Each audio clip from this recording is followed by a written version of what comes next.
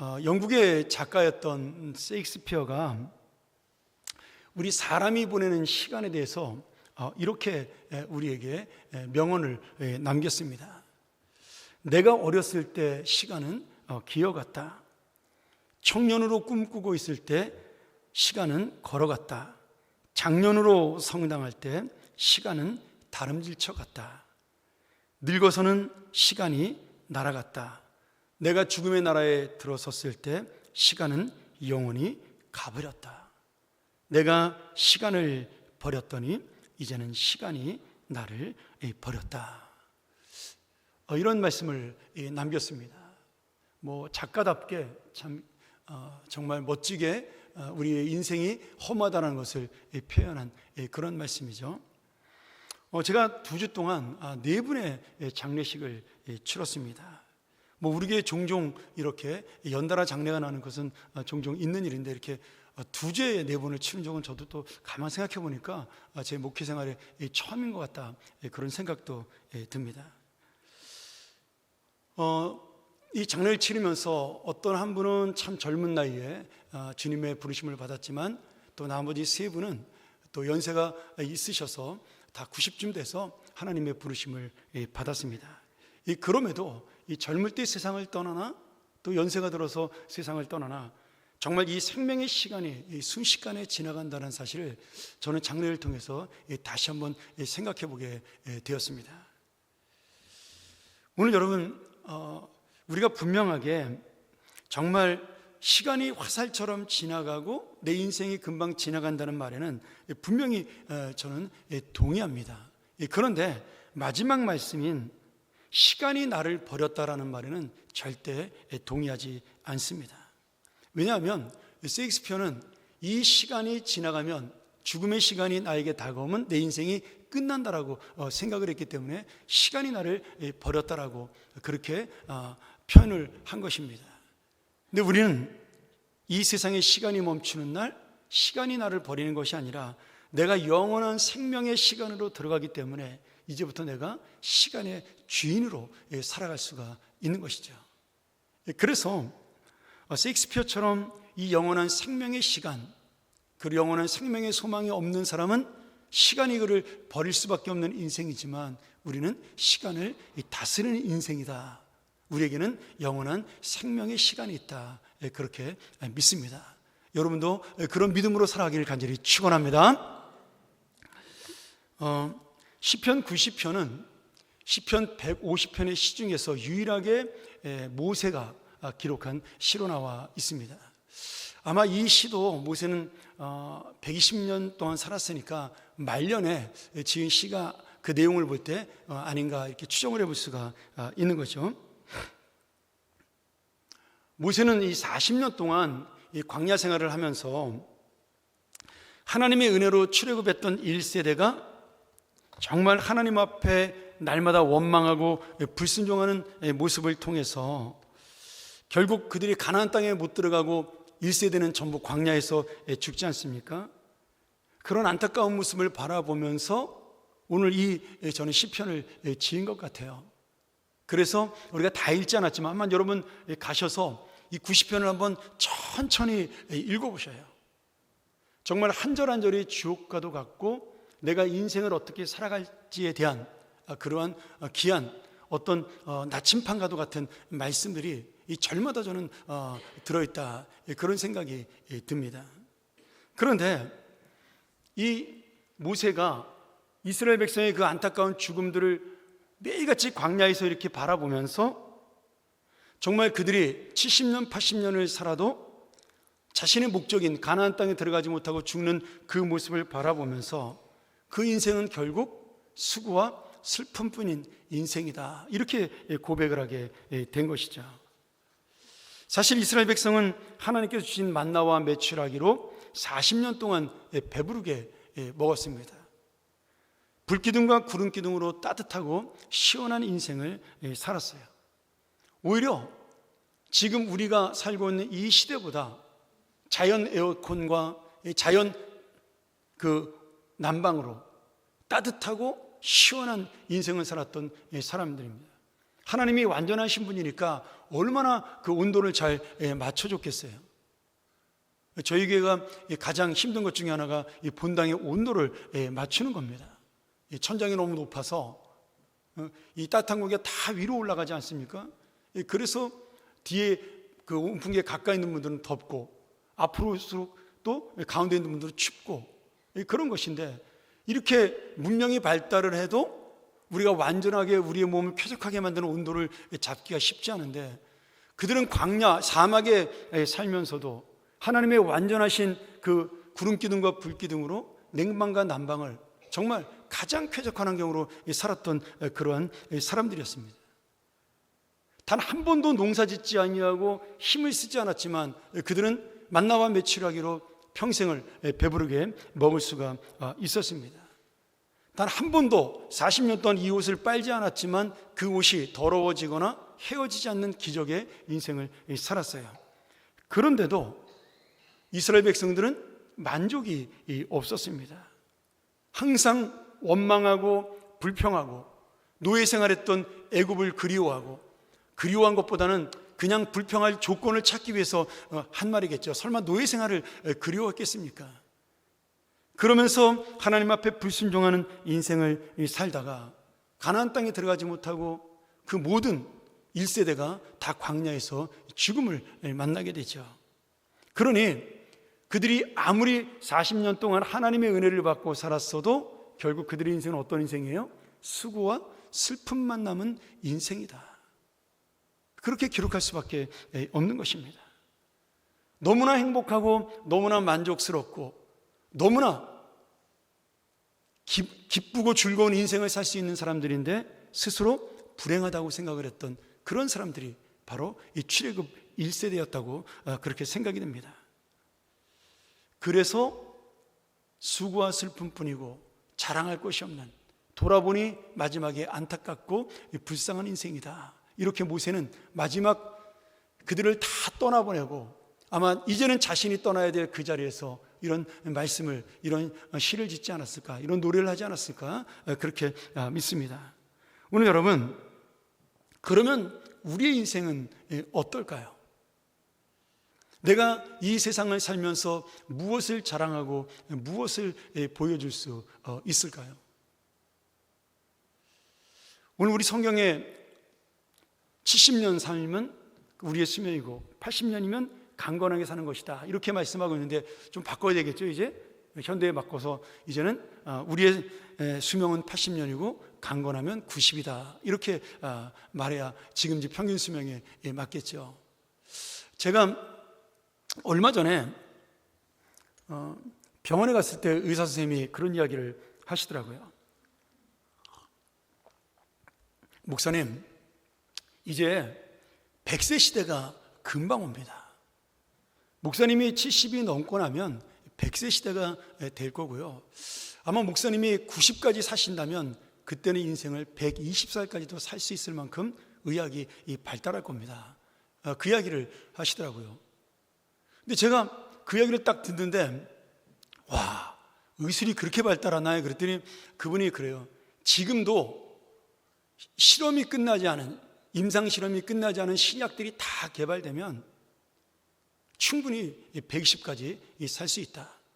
그리고 복제세포가 연구가 활발해진다면, 줄기세포와 연구가 활발해진다면 이제는 젊은이의 세포로 바꿀 수 있는 그런 것도 생길 것이다. 그런 이야기를 하시더라고요.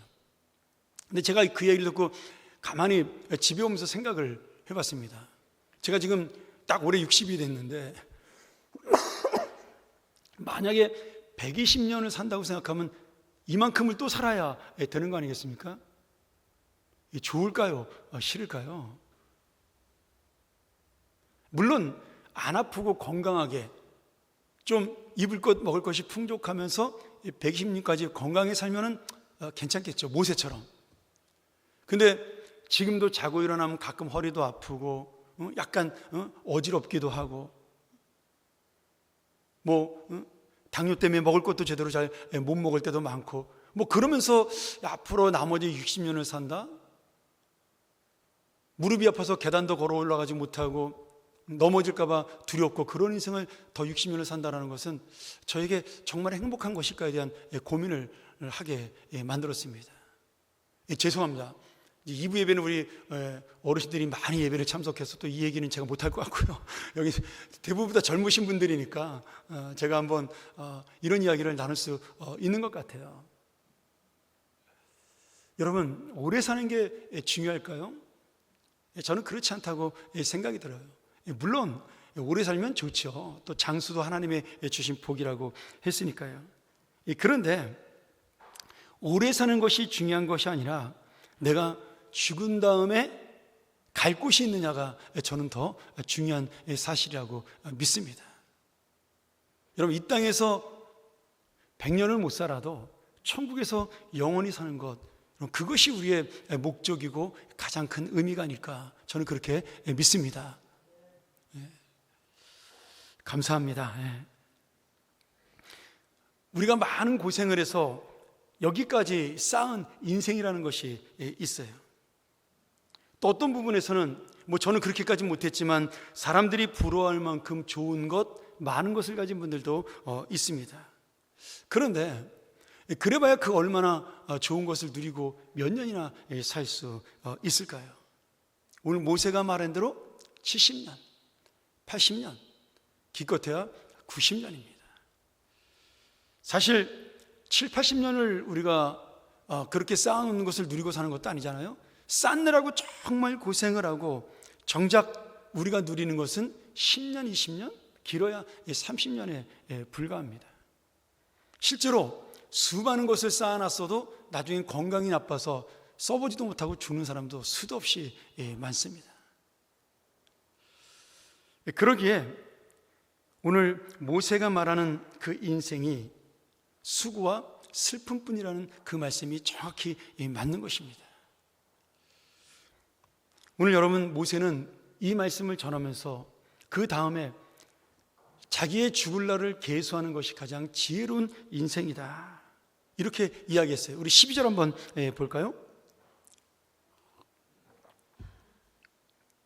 제가 한번 12절을 읽겠습니다. 우리의 인생이 얼마나 짧은지 깨닫게 해 주소서. 그러면 우리의 마음이 지혜로워질 것입니다. 모세가 이렇게 고백을 하면서 하나님을 두려워하는 인생, 영원한 생명에 대한 소망을 가지고 하나님이 우리를 함께 하신다는 인생, 그것을 기억하는 인생이 지혜롭다라고 우리에게 분명하게 말씀해 주고 있어요. 여러분, 이 말씀은 진리입니다. 저는 젊을 때 제가 지금만 장례를 많이 인도하는 것이 아니라 제가 부목사 때도 우리 교회도 그때도 장례가 있었고, 또 제가 다른 교회가 사역할 때도 정말 1년에 최소한 10번 이상은 장례를 치렀던 기억이 나요. 근데 그때는 30대 초반, 나중에 제가 미국 가기 전까지 40세까지 장례를 거의 100번을 넘게 장례를 치렀지만 한 번도 그 장례를 치르면서 나의 죽음에 대해서는 생각해 본 적이 없습니다. 솔직히 말해서요, 그냥 유족들을 위로하고 오신 분들에게 소망의 말씀을 전하는 것으로 끝났지, 내가 나의 죽음, 이것에 대해 단 한 번도 생각해 본 적이 없었어요.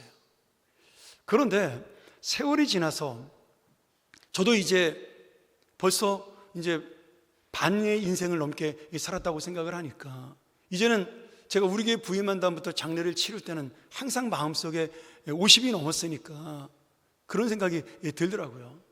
저 영정사진의 얼굴이 언젠가는 내 얼굴로 바뀌는 날이 오겠구나, 항상 그 생각을 하면서 제가 장례를 치르게 됩니다. 오늘 여러분, 우리가 정말 죽음을 인정하고 살아간다는 것이 얼마나 어려운 것인지 모릅니다. 또 그렇게 죽음을 생각하는 저조차도 장례가 끝나고 나면 마치 죽지 않을 것처럼 하루를 살아간다는 거죠. 내가 원하는 것을 얻기 위해, 내가 좋아하는 것을 찾기 위해서. 저는 임종하는 분들을 여러분들보다는 훨씬 더 많이 경험을 했습니다. 그런데 제가 만난 거의 모든 분이요, 당장 오늘 내일 숨이 끊어질 만큼 숨이 가쁘지 않은 이상 본인이 지금 당장 내 생명이 끝날 수도 있다라고 인정하는 분을 한 분도 보지 못했어요. 이게 참 신기하더라고요. 예수를 믿든 믿지 않든, 뭐 예수를 믿지 않는 분들은 더더군다나 그렇겠죠. 하나님이 언젠가는 나를 부르겠다, 그렇게 생각은 하셔요. 그런데 내 생명이 이제 얼마 남지 않았다. 분명히 가족들이 보거나 제가 볼 때는, 또 의사의 진단으로는 몇 달 남지 않았고, 어떤 부분은 며칠 남지 않았음에도 불구하고 본인이 말을 할 수 있고 움직일 수 있으면 죽음에 대한 두려움은 있어요. 생각은 하셔요. 그런데 항상 내가 더 살 수 있을 것이다라는 그런 마음을 가지고 살아갑니다. 내가 당장 내일 죽어도 이상하지 않다, 그런 마음을 품고 있는 분을 한 분도 저는 보지를 못했어요. 그만큼 내 인생 속에 정말 시한부 인생이라 할지라도 죽음을 생각하고 영원한 생명을 생각하는 것이 어렵기 때문에 내 인생이 짧은 것을 인정하고 주님 앞에 설날을 생각하고 사는 것이 가장 지혜로운 인생이다. 모세는 그렇게 말씀하고 있는 겁니다.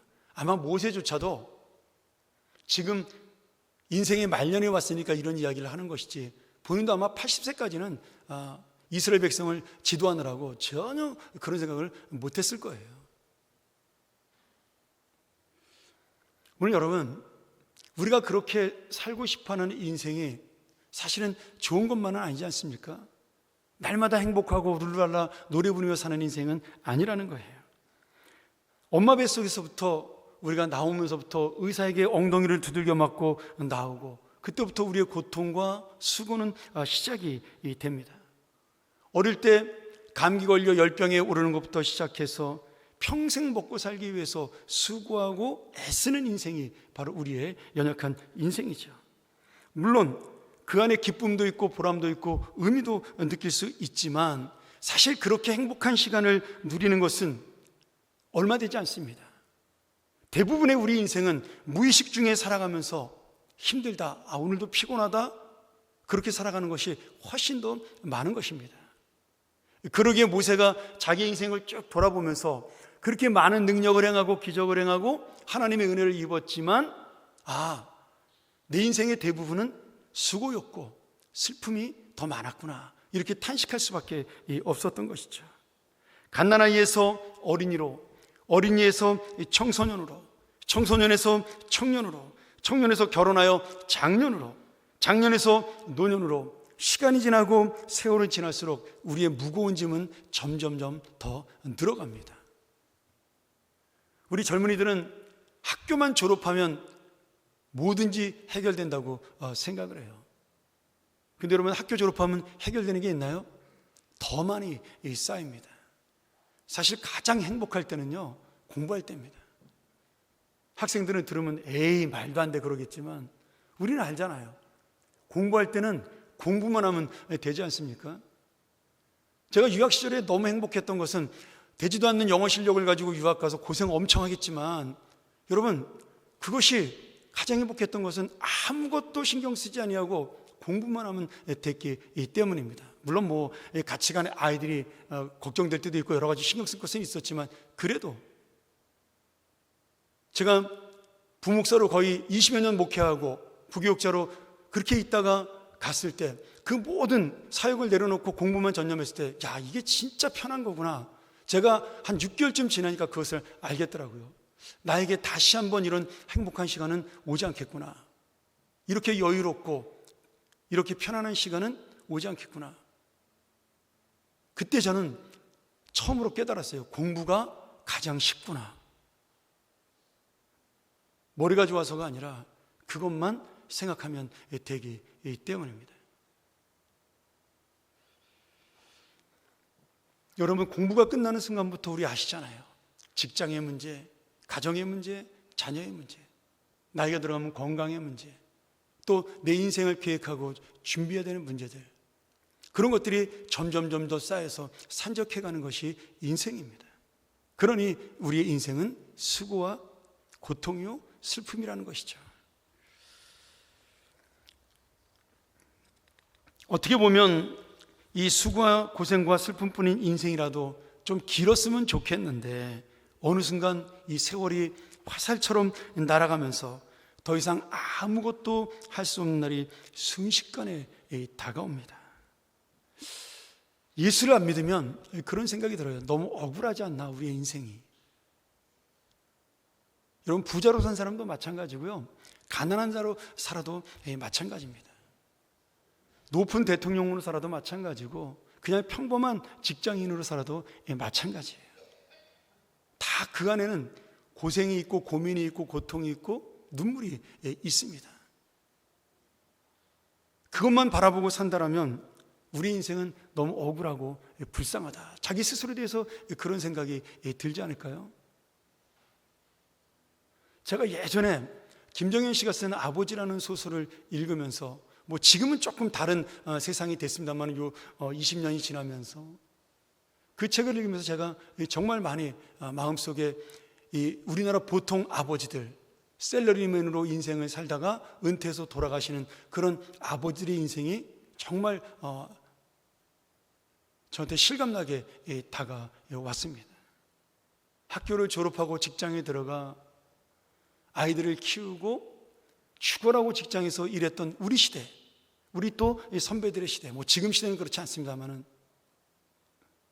그랬는데 어느덧 목숨 걸고 직장에서 일하고 아이들 먹여 살리기 위해 처자식 때문에 그렇게 일하고 났더니 아빠는 일밖에 모른다고 아이들에겐 외면당하고, 아내는 집안에 관심이 없다고 아이들에게만 신경 쓰며 어느새 외톨이가 되고 혼자가 된 아버지의 모습. 그러다가 어느 순간 병원에 갔더니 이제 인생이 1년도 남지 않았다라는 진단을 받고 돌아서는 그 모습. 저는 아까 그 영상을 보면서 그 생각이 들었어요. 그 아버지라는 소설하고 이렇게 겹치면서 생각이 들더라고요. 아무도 그 아버지에게 손을 내밀어 줄 자가 없는 거예요. 자식도 그 심정을 모르고 아내도 몰라 주는 겁니다. 여러분, 그게 우리나라의 셀러리맨들의 보편적인 90년대, 2000년대 초반에, 80년대, 90년대, 2000년대 초반의 인생이었어요. 그러니까 그 소설이 불티나게 베스트셀러로 팔리지 않았겠습니까?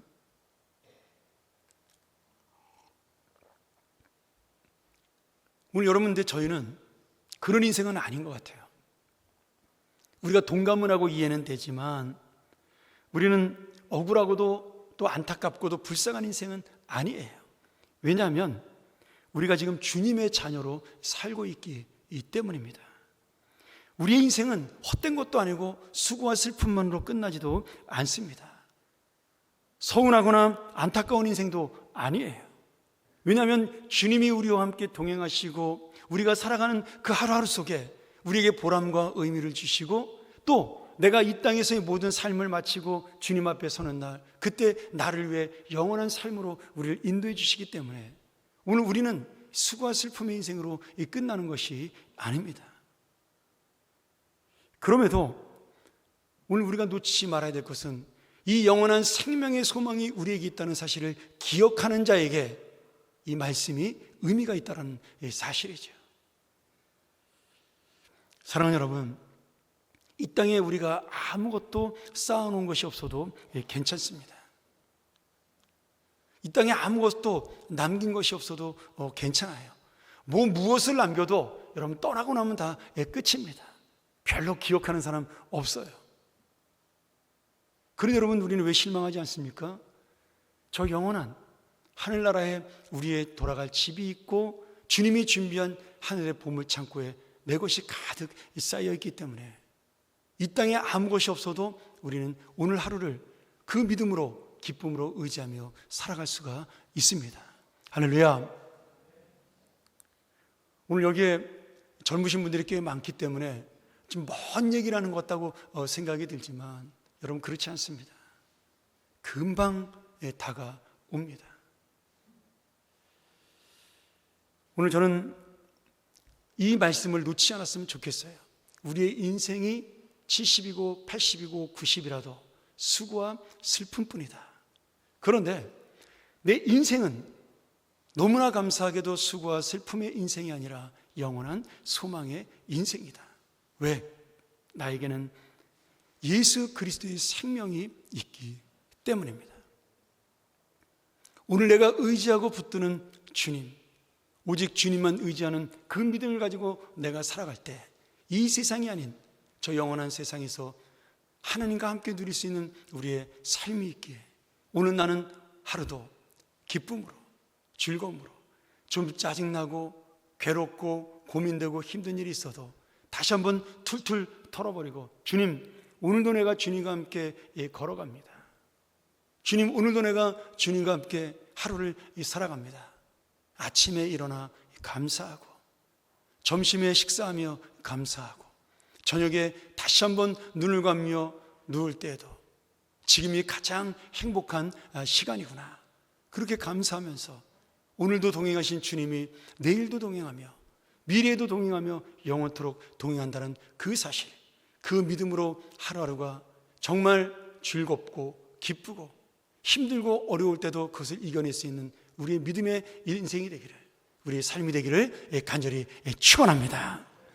우리 같이 한번 이 시간 이 말씀 의지하면서 기도하기를 원하는데요.